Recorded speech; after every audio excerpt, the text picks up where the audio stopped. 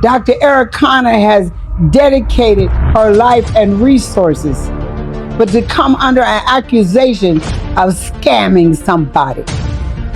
She was accused unjustly about a job she was doing because she came against the system.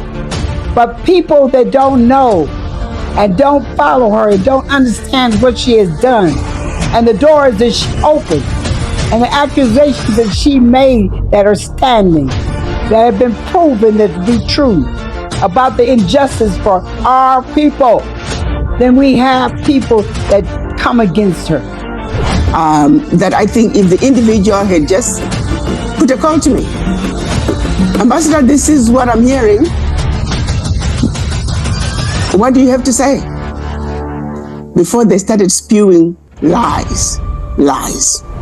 No one said she's perfect. No one says anyone is perfect. Sure, we make some mistakes. Maybe we didn't dot all the I's and cross all the T's. But the fact, when you look at the picture, her awareness and what she has done, she's put her life on the line. Don't just watch, act. Learn the history, share the truth, stand for justice, and be part of the change. Hey, this is Janetta, and you're watching Africa Speak.